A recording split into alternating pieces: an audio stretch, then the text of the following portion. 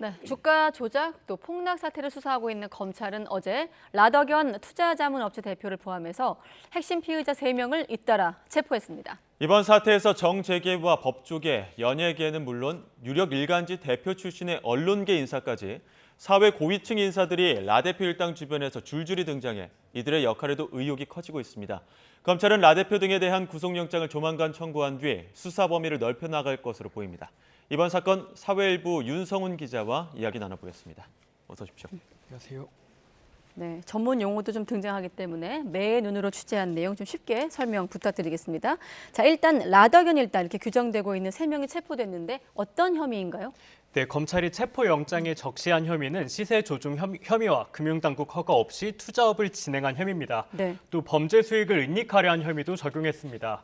검찰은 크게는 자본시장법 위반과 범죄수익 은닉법 위반 혐의 2개로 어제 오전 10시 25분쯤 라더견 대표를 자택에서 체포했습니다. 네. 우엔 라 대표의 측근으로 꼽히는 프로골퍼 안 씨와 투자자문업체 대표로 이름을 올린 변모 씨도 잇따라 체포했습니다.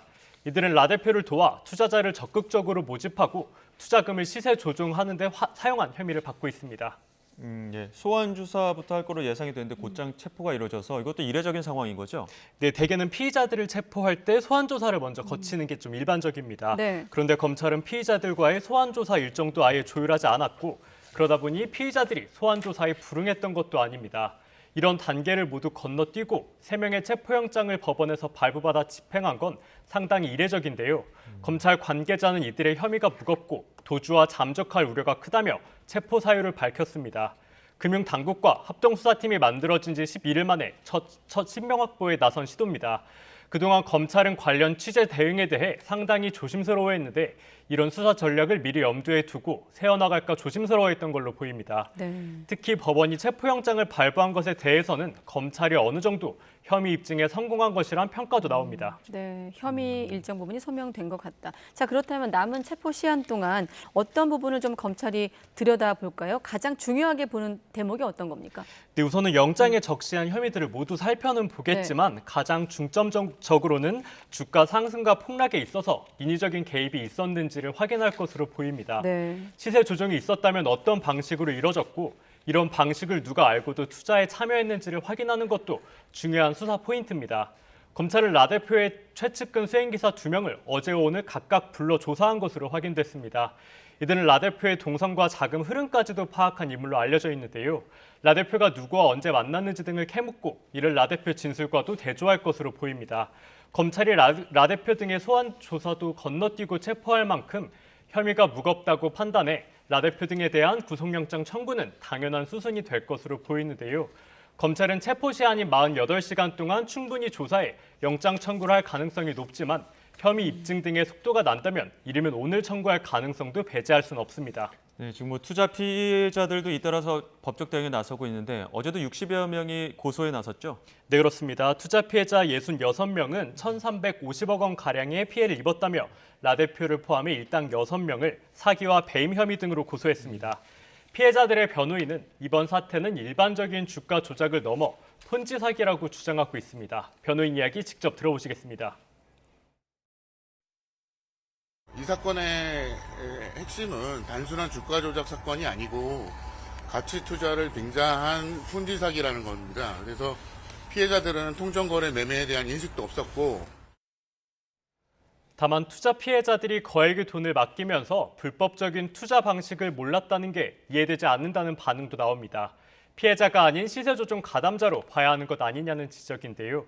변호인들은 피해자들은 자세한 수법을 정말 몰랐다고 주장하지만 이 역시 수사 과정에서 밝혀져야 할 부분으로 보입니다. 네, 잠깐 정리하면 주가 조작 폭락 사태 관련해서 라더견 대표 일당이 속속 체포가 됐고 시세 조정 혐의 등을 받고 있습니다. 소환 없이 체포된 게 이례적이다 이런 설명까지 했는데 자 그런데 체포 전에 우리 YTN이 라 대표를 접촉했을 때 통정 매매에 대해서 줄곧 부인하지 않았습니까? 통정 매매 설명과 함께 좀 알려주시죠. 네, 통정 매매라는 거는 이제 주식을 서로 사고 파는 이제 행위를 말을 하는 건데요. 네. 이제 주식을 서로 사고 팔다 보면 주가가 이제 오르는 그게 이제 당연한 순순으로 이어집니다. 네. 그런데 라 대표 측은 이게 가치 투자였다며 주가를 조작하지 않았다고 주장하고 있습니다.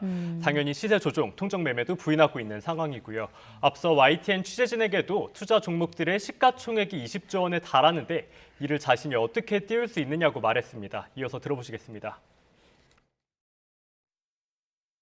소위 작전을 했다라고 평가받는 그 종목들이 약 9개의 종목인데 9개의 종목 시가총액이 어림잡아 약 20조 가까이 됩니다.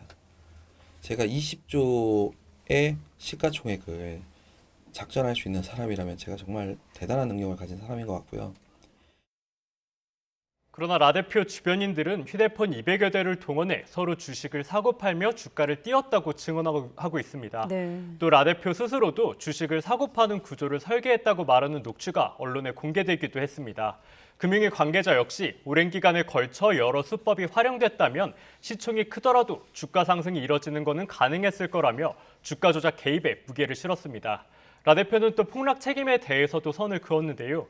김익래 전 다우 키움그룹 회장과 김영민 서울도시가스 회장, 키움증권을 수사해달라며 수사당국에 진정서를 내기도 했습니다. 네, 지금 시세 조종 혐의도 있지만 그 주가 폭락 직전에 그 해외 골프장을 매입을 했습니다. 이 골프장 매입하면서 범죄 수익 은닉한 거 아니냐 이런 의혹들도 나오고 있는 거죠. 네, 라 대표가 폭락 사태 발생 불과 닷새 전에 미국 캘리포니아주에 있는 골프장을 사들였습니다. 라 대표는 언론 인터뷰에서 우리 돈 330억 원가량을 주고 샀다고 말하기도 했습니다. 비슷한 시기 측근인 안 씨도 미국과 일본 현지 골프장 3곳을 사들였다는 글을 올리기도 했습니다. 사실상 폭락 직전 미리 자산을 해외로 빼돌린 것 아니냐는 의혹이 나오는 대목입니다.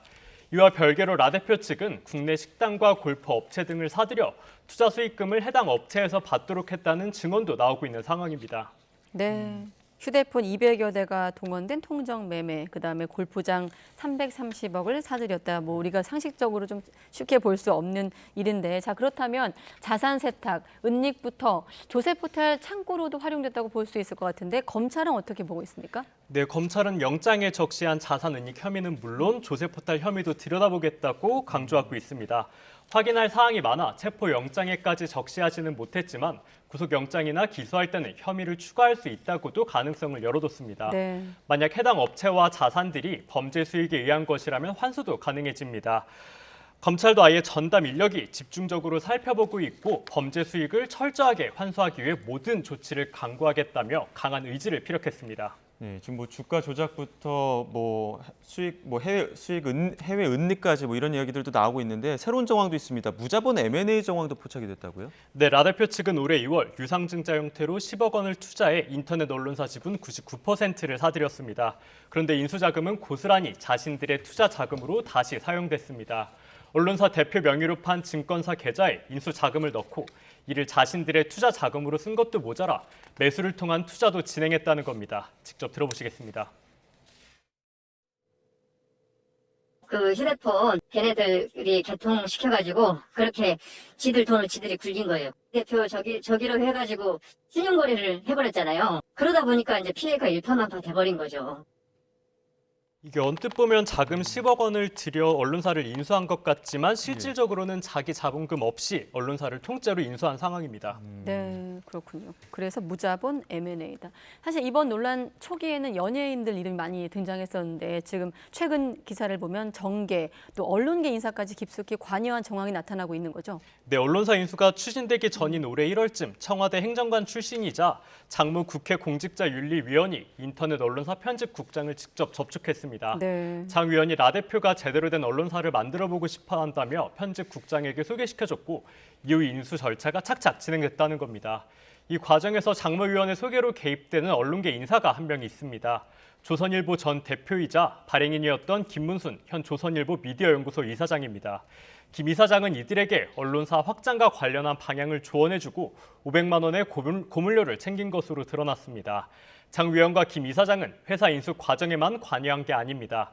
이중명 아난티그룹 전 회장과 함께 라 대표 시세 조정 투자에도 참여한 의혹이 불거진 인물들입니다.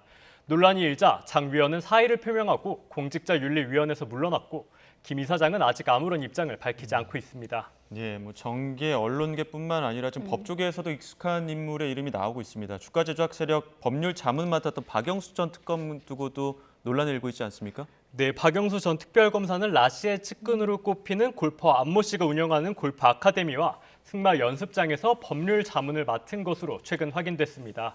법률 자문 대가로 모두 6,600만 원가량을 받은 것으로 알려졌는데요. 해당 골프 업체는 앞서 말씀드린 투자 수익금을 빼돌린 창구로 꼽히는 곳입니다.